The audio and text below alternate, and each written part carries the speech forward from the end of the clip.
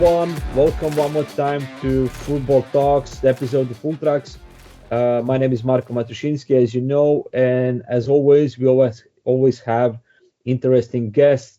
And today with us is Lucas Galmiche. Lucas, welcome to this episode. Hi, Marco. Thanks for having me.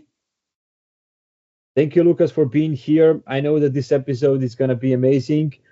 I will just start shortly how we met and how all of this started.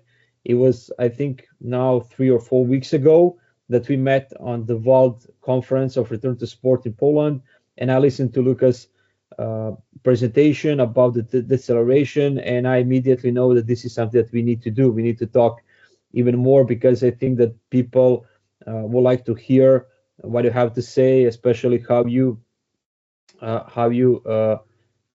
studied the topic and how you presented to us during the conference in Poland. But I will now stop talking and I will leave you to introduce yourself a little bit more. What is your background? What is your area of research, so that the people can know you a little bit more? Sure, sounds good. So my name is Lucas. I'm a French sports scientist, and I work at VALD, so the Australian company. My job is basically to train clients, educate people, make sure they can get the most out of their systems. And I'm also a PhD candidate in biomechanics. I study horizontal deceleration in curvilinear trajectories at the Institute of Biomechanics in Cologne. And yeah, that's it. Great, Lucas. Thank you for the introduction, and I would like to start immediately to the topic of your PhD. As you mentioned, testing decelerations and deceleration started to be a quite big topic in football, but also in sports, because we have a lot of new research coming outside, and I would like to hear your insight. How you approach to decelerations, especially when talking about curvilinear trajectories, as you mentioned. Yeah, so as you said, deceleration is getting a bigger interest these days, but it's still underappreciated, in my opinion. If you just go into PubMed, you search acceleration and sport, you will find plenty of research.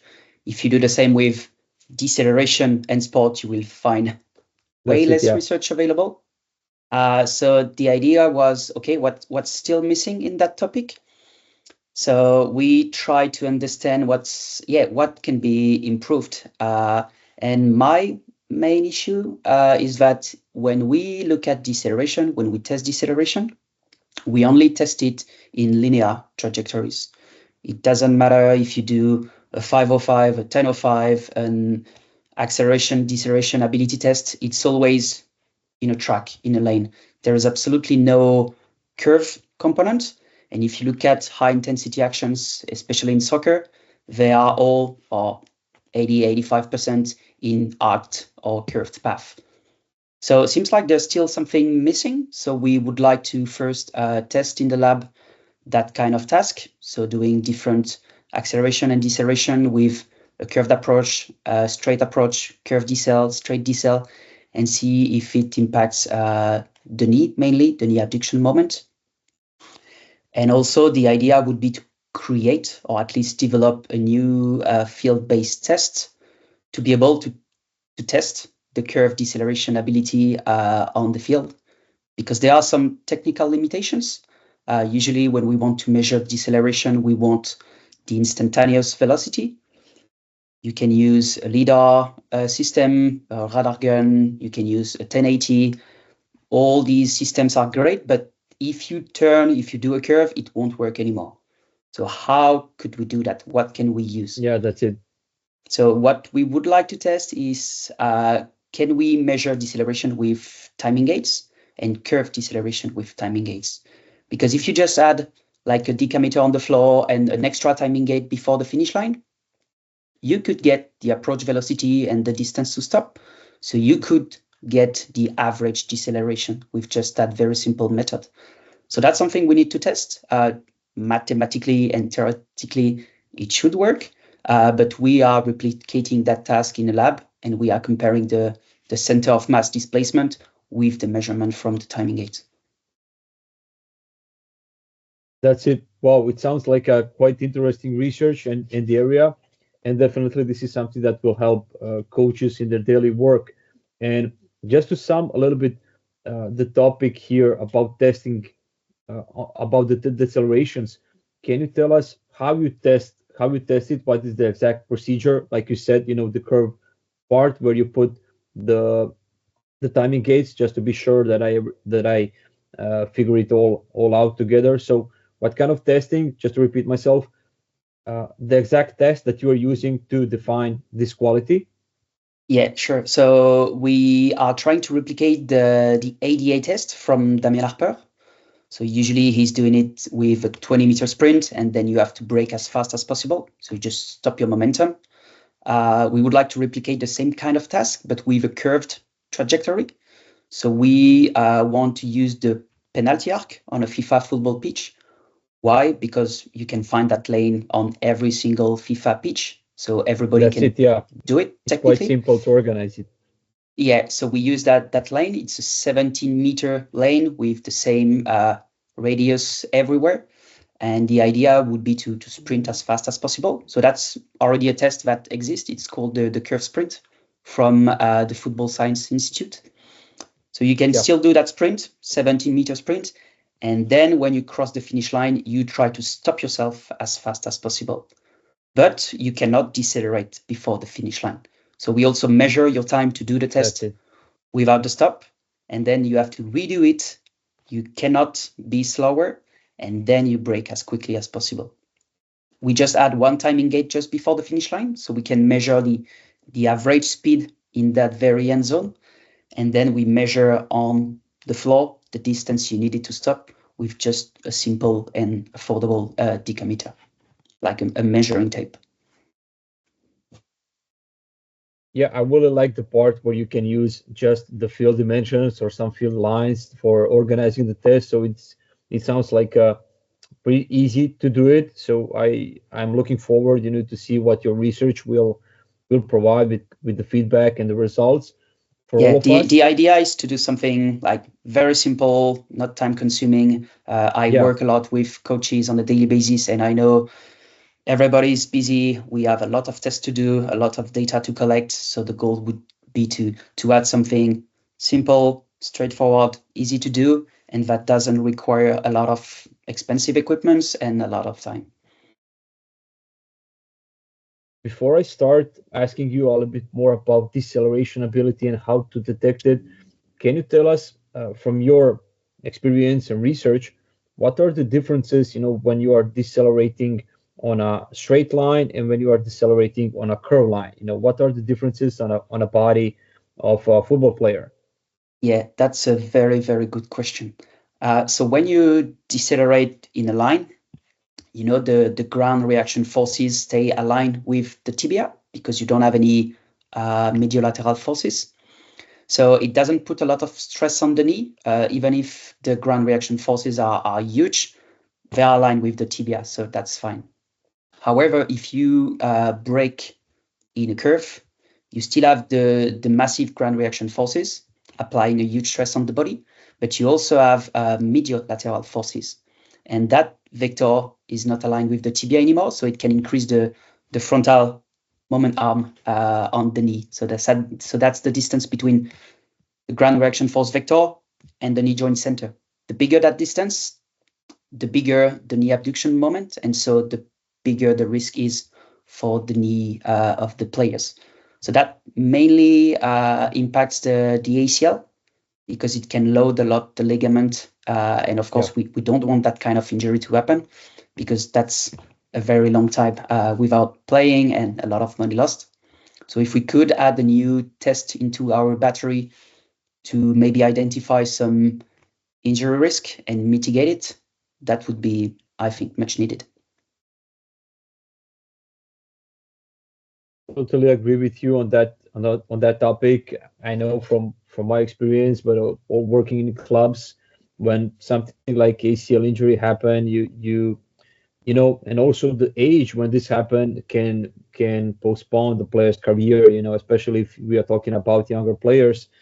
And if it happened during the ages like 15 to 17 years, when they need to like develop as a players, and they are like spending, if everything is okay, 9 months or even more in rehab. So we need as much research as we can detect. And when checking the research, the research also noticed that a lot of this kind of injuries happen during deceleration movement or defensive movement. And now we are coming to the topic of how to detect the ability of braking, deceleration. So how do you explain this to yourself? Who have a good brakes and who doesn't have a good brakes? Yeah, that's again a very good question.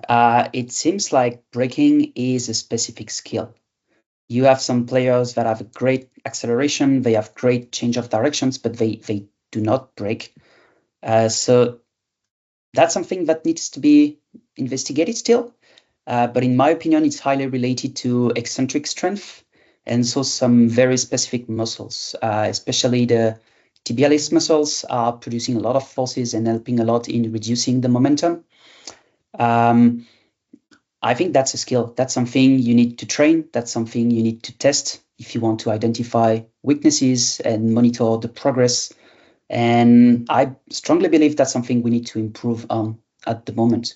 We need to be able to test it. We need to be able to train it and retest it to see if there are improvements That's and it. if we can induce the stimulus we need on the player. You mentioned eccentric strength and tibialis muscles, and as you mentioned at the start, you are working a lot with, well, with valve equipment, with force plates and force frames and all of that uh, great things. And in the last few months, I'm also doing a lot of, let's say, case studies here in Croatia. With there's a lot of different clubs, from second division, third division, male and female. We noticed a lot of imbalances, and especially in eccentric strength, but also in rapid eccentric strength. But to ask you about those equipment and detecting deceleration or braking ability, uh, what kind of test or variables are you checking? When doing counter movement jump or doing hip flexion test. How do you approach to this topic? Yeah, I think the quickest way is to measure individual muscles isometric force production. So you can jump in the force frame, or you can just use a handle dynamometer if you want to target specific muscles. We mentioned it, the tibialis to do the ankle dorsiflexion. You also can check quadriceps strength. You can measure hamstring strength as well, and also all the hip stabilizers, so hip adduction, abduction, that are very important when you need to change of direction or brake with medial lateral forces. And then you can go on to force plates. You can jump on the force decks if you want to see the reactive strength ability, which is very important. Damian Harper already showed some correlation between the 1005 RSI score and also your ability to brake. So I think if you can apply a lot of forces on the ground in a short period of time, then you'll be able to decelerate a bit better. Yeah, this is something that we also notice with those players that I mentioned before on the question, that the players who have better ability to create those forces in that part of the movement are usually better in changing the direction in those tests.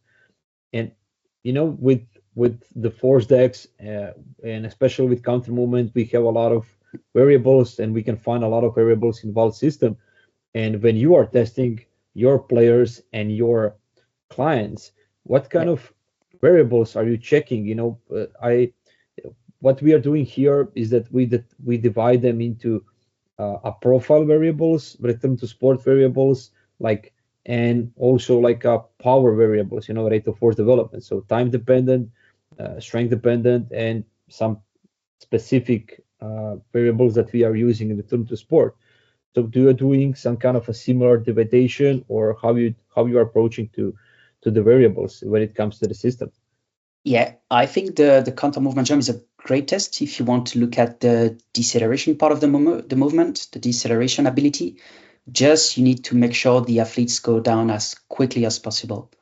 If you just do CMJs on a weekly basis and the players want to jump as high as possible, they will probably understand that they can, let's say, cheat the test. If they go down in a very controlled manner, very slowly, they can increase the impulse momentum and they will jump higher. But that's not what you want. So make sure the players go down as quickly as possible. What I do is on the iPad, I just display in live feedback, I display the eccentric peak velocity to make sure my guys go down quickly. You can use a threshold. You can use 1 meter per second, 1.2 meter per second, but just make sure they go down as quickly as they can. And then they need to change of direction and go up.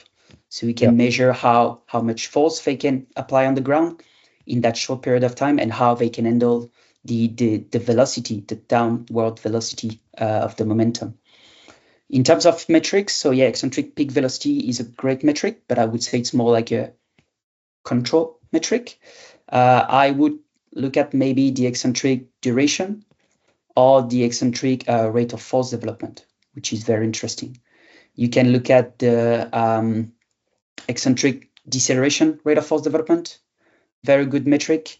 Or if you just want something simple, you can look at the ratio between the jump height, but also the eccentric plus concentric duration.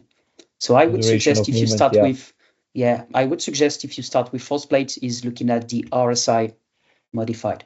It's just the jump height divided by the contraction time. So you have in that one metric, you have both the output, how you jumped, but also the strategy.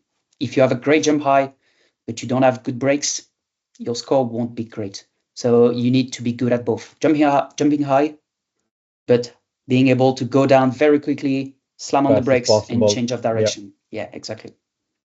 So this is something that is quite important when we are cueing our players how to do the test. I noticed on 100%. a lot of assessment strategies also here in our labs or something like that sometimes we are not quite strict with the queuing, so we just tell them, jump, or I need a higher result, but maybe we need to tell them try to jump as fast but also as high as possible. Is this something that depends on what we try to see in the results, or you are always asking them, hey guys, try to jump as fast but also as high as possible? Yeah, I always ask jump as high and as fast as possible. That's my go-to cue. But I try to don't give too many additional cues first. I just tell them, yeah, jump as high as you can. I want your head to touch the ceiling, but I want you to go down quickly. Sometimes I'll also say 3, 2, 1, and I clap in my hands. So it gives them a kind of urgency. If it's just, yeah, go ahead when you want. Yeah, it's like a slow start. I like to push them a bit like 3, 2, 1, go. So it gives a kind of urgency. But I first try to look at their strategy. I just say jump as high as fast as you can. I look at the eccentric peak velocity. If they go down fast enough, then I don't add any more cues. But if they are too slow, if they go down at 0.8, for instance, I just tell them, oh, faster. Are you sleeping? I want you to go down fast. Change of direction, and then boom, just give everything. So I try to not give too many cues first. I just see how they jump. And then if needed, I try to push them in a way so the CMJ looks like an actual CMJ. Yeah, I agree with you here. The queuing and the energy of the person who is testing should be like on a high level, because we want to see his daily potential that he can produce in counter movement, squat jump, on any other test. We are talking now about CMJ, but we can test a lot of different things with force decks. And let's say that if we have a player in rehab and he injured himself during deceleration, but he's still not able to do deceleration on the pitch. So what kind of criteria would you like to use, before he's starting to decelerate on the pitch? Like, is it a NordBord? Is it maybe some kind of a threshold or CMJ? Maybe some single leg testing? Yeah, I think the safest way to train and test individuals is using isometric contractions. At least you make 100%. sure you won't injure them. So that's the first step. But then you should quickly start doing like how can I say, concentric contractions and eccentric contractions. But just try to be as progressive as possible. Of course, you won't do single leg drop jumps with an injured player, but you can just maybe start with squats. For instance, if you do squats on force plates, you can see how fast they go down, how fast they go up. You can also see the range of motion, pretty much. You can measure the squat depth, so you can quantify that and monitor over time. And you can also use the asymmetries as a testing score, but also as a feedback, an external feedback. I like to give iPads to players and patients to make sure they can do squats and adapt how they move between each repetition. It gives them an idea of, am I symmetric? Because if they don't know and you don't give them any feedback, they will maybe continue to move worse and worse and worse and compensate. Yeah. So if they go back on the pitch with huge asymmetries, it's going to be an issue, especially if you are evading or pursuing an opponent. If you need to get the ball, you have a cognitive task to do as well. If your body is not prepared, it's going to be an issue for sure. Yeah, definitely, especially when you mentioned the asymmetries, when jumping and when analyzing each phase of counter movement on any other jump. And when you notice an asymmetry with your client or an athlete or player, football player, what is the are you looking at a percentage, or what is happening with that percentage over time? How do you approach the asymmetries when you notice them, let's say in squats or CMJs? Yeah. Usually, let's say the go-to number is 10%. If you just need a rough idea of what is a good versus bad asymmetry, usually we try to have asymmetries less than 10%. However, if you do a sport which is highly asymmetric, I don't know, if you play football, you are right wing, you always run on the same side of the pitch, you strike the ball with the same leg. Of course, you will have That's it. asymmetries. You train on a daily basis to have an asymmetry, so that's totally fine. But what I look at the most is the asymmetries during the different phases of the jump. If Yeah. I do a counter movement jump, I will try to understand if my player is pushing more to the left or to the right during the way down, so during the eccentric phase, during the concentric phase, and also at the landing. And then I can step back a bit and see, okay, do I see everything to the left or everything to the right? If my player is going down on the left, up on the left, and landing on the left, Yeah, oh wow, that's he's actually one doing a kind profile. of, he's actually doing a single leg jump. So there's a Yeah. problem. And I also look at the magnitude of the asymmetries. If you have all the faces on the same side more than 15% again and again and again, even if we repeat the test, the player is actually trying to compensate, maybe because of pain, because of fear, I don't know, but there's more to investigate. Yeah. If you are very like random, left, right, for me, that's fine. My concern is when you always push and land on the same side again and over again. Yeah, you just answered on my next question, and it was like this. So we can have two players, two profile players, like one who have the Mm. asymmetry always in the same leg on the all phases. What we noticed with one guy, he had better propulsions dropping down, I think, on the left leg, but when he's going up, he's focusing more on the right leg. But again, when he's landing, he's focusing again on the left leg. And this was something that was quite interesting, because we cannot see this with with our own eyes. So like when analyzing every part of the CMJ can be a great insight into the strategy, how he's jumping, how he is maybe also changing the direction or stopping Yeah, later on the I field. think I think that's where objective data are really helpful. Sometimes we cannot notice it with our eyes, so now we can measure it. And usually it's a bit Like when I test someone for the first time, it's just baseline data. I cannot make meaningful conclusions, but I can put a number on what's happening at the moment.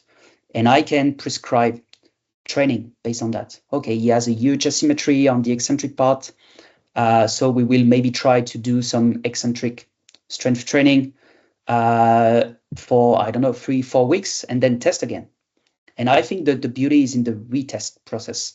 When I test someone for the first Yeah. time, yeah, he's asymmetric. Great. I maybe knew Okay. it, Yeah, but that's I it. can adjust the training and retest it and see if it had the desired impact. Yeah, and this is the great point. When you test the first time, you're seeing the data, but you don't know is this the real state like of that player? Maybe this is just his, the way how he came to the testing procedure. And this brings me to the next question, but you already answered it on one point. You told that you would like to test every 3 to 4 weeks, but how often should we test those qualities, the ability to decelerate or CMJs? How often do you test with your clients? It really depends. The good thing with jump testing is that you can do some micro dosing. If you jump once a week, okay, you are testing, but you are also training. You repeat that skill, you train that ability to be quick on the way down and on the way up. And it can also help with weekly monitoring, for instance. If you jump every week at match day +2, you can identify some trends into the players. If they are tired, recover, how much you can push on the next session. And it also helps you having baseline data on each player. And then if unfortunately one guy is injured, you will be able to look back at the data and say, oh, this guy was already asymmetric. When he was healthy, he had like, I don't know, 11% asymmetry. So now I'm going to rehab, unfortunately, because he injured himself. But I know I'm not going to change a 0% asymmetry. Doesn't make any sense. He was 11 before. So if we can go back to 11, maybe 10, 9, that's already fine because he was asymmetric and he was healthy with that asymmetry. Yeah, uh, this is again one of the great points at the end that you said he was fine with that asymmetry. So sometimes we don't need to work something on that. Maybe this is something that is his, like we like to say, functional. It's something that it doesn't make problems to him. But if he had the previous injuries or something's happening, we need to dig deeper. Yeah, Uh, yeah, yeah, exactly. Even if you chase the perfect movement, the perfect pattern, biomechanics is great. I love it. But yeah, we are humans, we train humans, we don't train robots. So the perfect movement, the perfect asymmetry doesn't exist. It's not functional, and that's not what performance means. You need to look yeah, at the performance first and then the strategy and what we can maybe potentially improve to mitigate injury risk. yeah. That's it. I would like to go on your sentence a little bit back about the weekly structure. Let's say weekly using the variables from the CMJs or decelerations.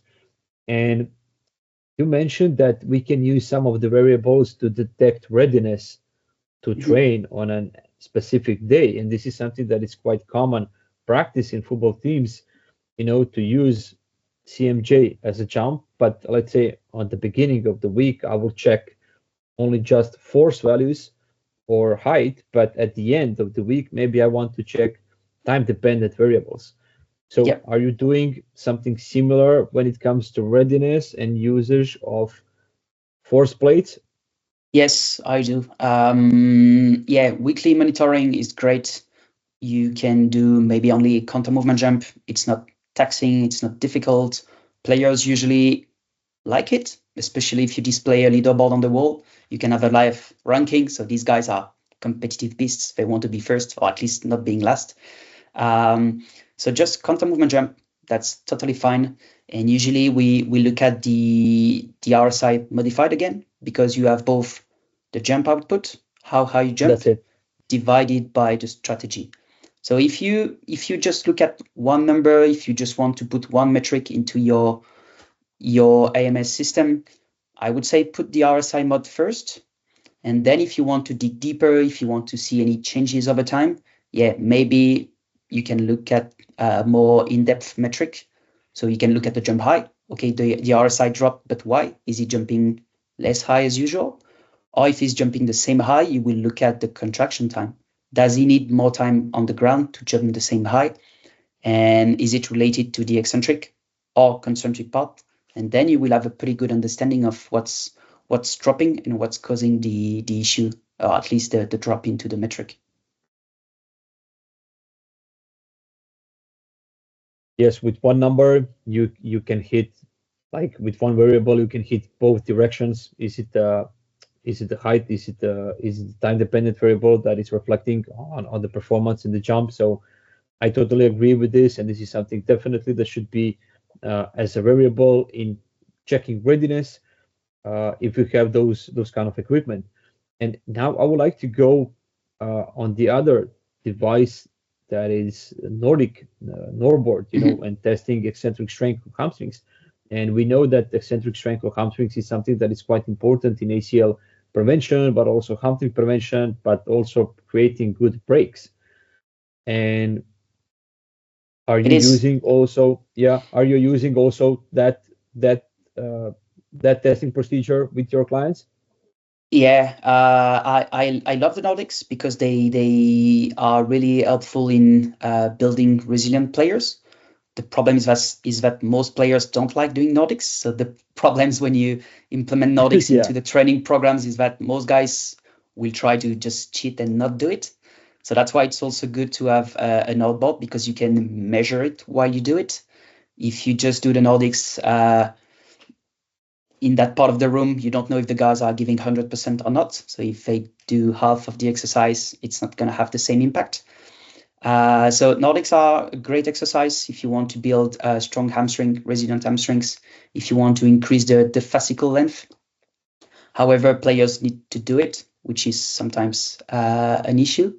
And in terms of testing, yeah, you can test eccentric hamstring strength, but also isometric hamstring strength.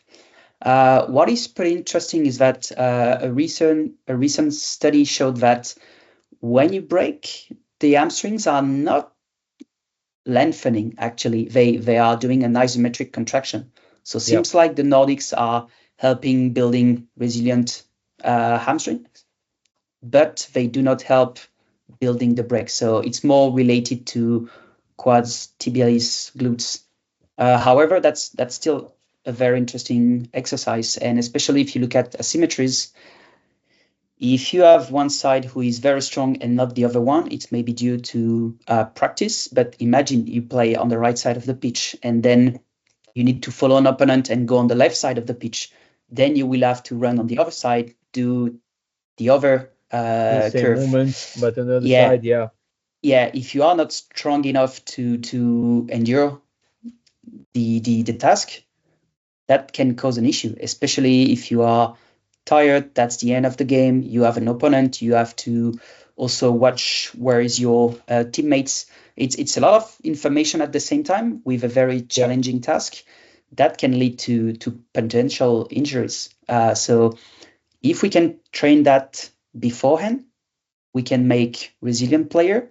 And the idea is just helping players going from control to chaos in training. So when chaos happen in That's it. the game demand, they will be able to endure that without getting injured. Yeah, especially in rehab and when the player is coming after a hard injury, when he's coming to the team, we need to have we need to try to simulate we need to simulate everything that is happening on his position according to the injury, according to the age, according to the team system that they are playing and what are the roles for that player in that position. So I like to say that return to sport coaches and rehab is maybe the most complex position in a team. You need to understand the functional anatomy, you need to understand physical conditioning, you need to understand football, you need to be mental coach, but also a partner for that player. So yeah, this position is, and not to forget load monitoring.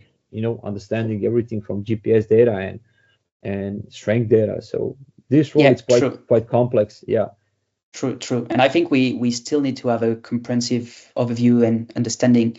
Okay, false data, great, but we also need to take into account the load in training, but also the player's readiness and also the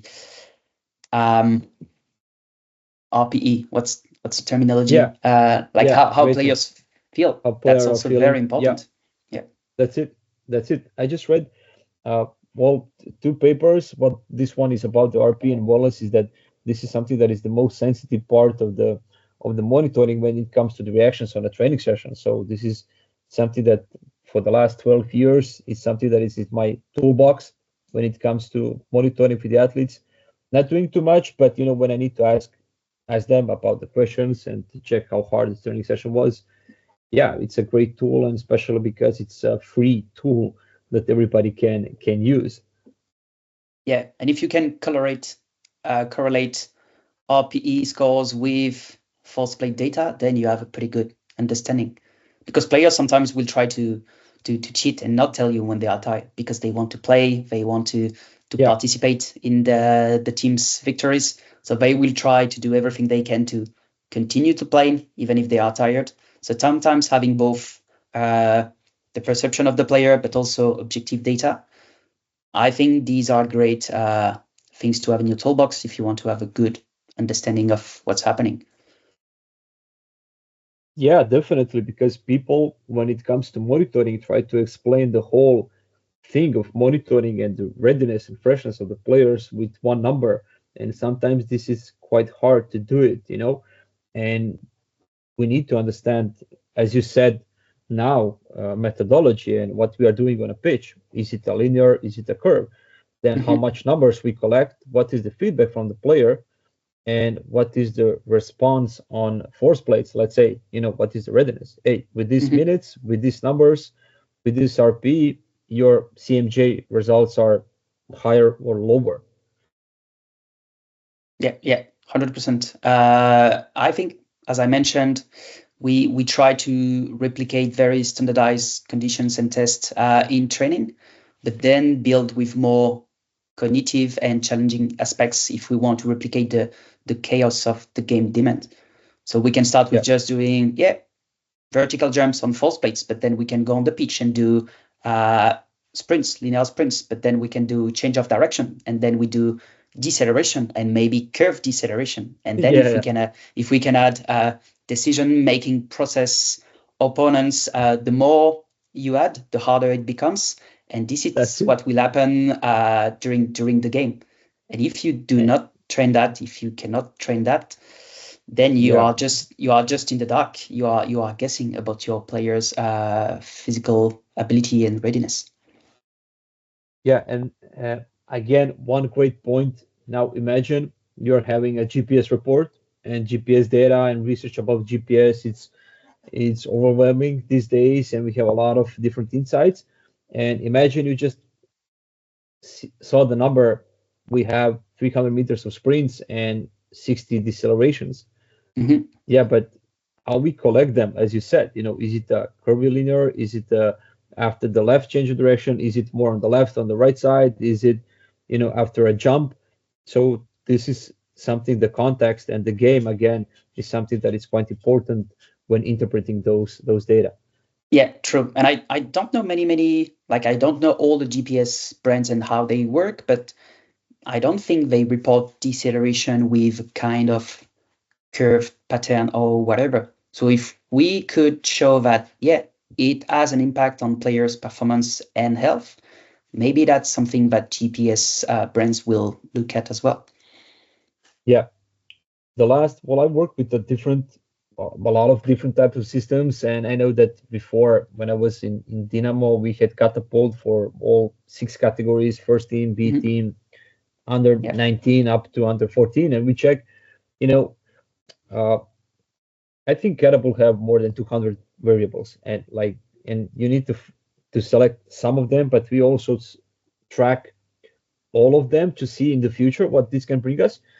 But also they have the variables that I call imbalances in the left and right side, how much you put pressure on the left side, how much pressure you put on the right side. So this was something that was quite interesting for me back in the days. Especially with the players, we noticed that who had some kind of a previous knee injury, that when the game is going to the end, that they start to put more pressure on that, like on that leg. Yeah, that's interesting. That's something that Alberto Filter at the Football Science Yeah, Institute tried to look at a bit, like what kind of curve trajectory you are following, and it seems like it's linked to a kind of economic mode. So the players, when they get tired, they will stop doing very sharp change of direction. They will just do smooth, smooth curved movements. Yeah, transition, and depending on which legs is tired and also the high intensity actions, they will develop curved trajectory and they will follow like a preferred pattern. So that's something very interesting smarter that still needs pattern. to Yeah, be investigated. Yeah, and it's a skill, like you mentioned at the it beginning. is. Mm. It's a skill, and they're adapting that skill according to their state and the game demands. I'm glad that you mentioned Alberto because he will be with us in our conference. I will use this opportunity to invite you and everybody else at Ultrax Performance Sunset Conference that will be this year in June. He will be one of the lecturers at the conference from the FSI. So follow our web pages and follow our social media. You can find all of the details there. Uh, and just to get back on the deceleration, and we now talked a little bit about GPS data. And what's your opinion on deceleration and acceleration when it comes to GPS devices and interpretation of those numbers? That's a good one. I don't have an extensive experience with GPS. My only concern is about the accuracy. Yeah, Depending on the sampling frequency and what kind of technology they use, it can be more or less accurate and valid. So like every measurement system, you just have to step back a bit and understand what they provide you, what they do not provide you. yeah, Um, that's it. yeah, acceleration wise, I think that's fine. Deceleration wise, it's a bit different. Decelerations happen in a very short frame, very short time window. And depending on the sampling frequency, you can miss some critical information, and they don't give any sense of curved trajectory here. Curved. So Yeah, that's why we try to develop a method to measure the deceleration with timing gates, because GPS could do the trick technically with a curve trajectory, but yeah, the sampling frequency is not accurate enough. We did some tests, and it was not conclusive.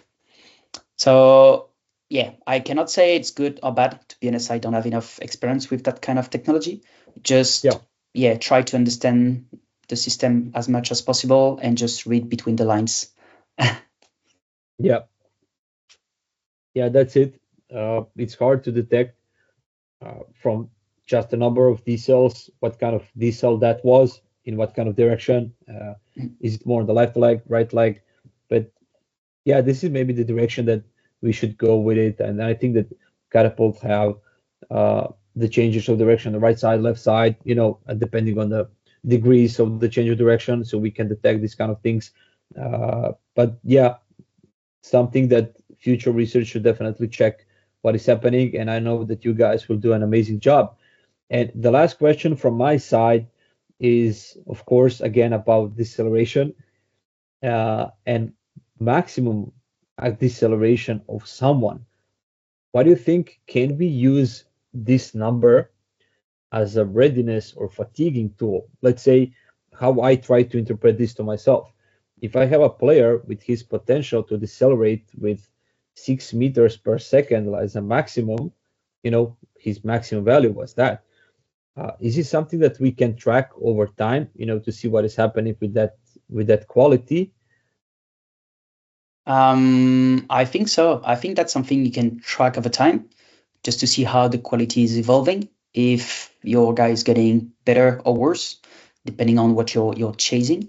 However, for like weekly monitoring, I do not know if it's the best solution, because that's pretty taxing. If you need to do a 20-meter sprint all out and then break as fast as possible, yeah, it's a pretty big demand. Even if that's something you need to do, of course, but I'm not sure if it's good to repeat that kind of task 5 times Every day. on a Tuesday morning, just because there are some better systems to do it. Maybe it's just easier to do a CMJ than do some all-out sprints and big decelerations. We'll see. We still need to investigate how first valid that test is, and also how reliable it is. What is the minimum detectable change? If you cannot get very meaningful conclusion with 3 tests, you need 20. Then is it something suited to like weekly testing for a busy coach with a huge group and a lot of athletes to monitor? Yeah, everything comes back to pragmatism and how we can use those data in training sessions and immediately into the action. Lucas, I don't want to take too much of your time. I really enjoyed this discussion. Like, it already passed like 45 minutes, quite fast in the whole discussion. And I think that people who are listening this will learn a lot about decelerations, how to test, how to interpret those data. And I wish to thank you one more time for being here with us in these talks. Thanks for having me. It was a pleasure, Marco. I hope that you also enjoyed as myself. It was great. quite insightful for me, and you give me a lot of ideas to think about, especially about the decels and how to interpret them, especially when it comes to context of the game and interpreting them, how we collect them. So this is something that I will definitely spend more time researching. And just the last thing, like I like to ask all of the guests here on the podcast, is can you tell us more about your future projects? Well, I know that the PhD pursuit is the number one, and this is the first thing. So future project that you will focus, and where people who are listening to this podcast can contact you and find more things about you. Is it Instagram or LinkedIn or any other social media network? I think both's great. LinkedIn, Instagram. Of course, the PhD is keeping me busy at the moment, but that's why I'm here to talk about the project. I want to have a lot of practitioners involved. I'd like to hear about people's feedback. If you have any thoughts or comments on that, I'd love to hear it. So we try to build something that is field-based, like from coaches and for coaches. So if you guys have any questions, LinkedIn and Instagram are the go-to platforms to contact me. Great, perfect. One more time, thank you for being here on this occasion. I invite everyone to continue to listen our episodes, to follow our webpage. We have a lot of interesting projects. Now in 1 month, we will have a webinar from Johan Lundberg. He will be talking about FA in Sweden, how they program their physical conditioning program with the whole federation. So this is something that is quite interesting. Tomorrow we are having a GPS event that is online. I will be talking a little bit more about the GPS data. And the usual things that you can find: podcast episodes, blogs, and the conference that it will be in June. Lucas, thank you one more time for your time. I wish you all the best in your PhD project, and I hope that we stay in touch like this, discussing on the physical conditioning topics, and keep us posted and updated about your research. And if you need any help with the data, or maybe clubs here in Croatia that would like to test the hypothesis, maybe we can do something. Awesome. That's great. Thanks, Marco. Thanks a lot for having me. It was a pleasure.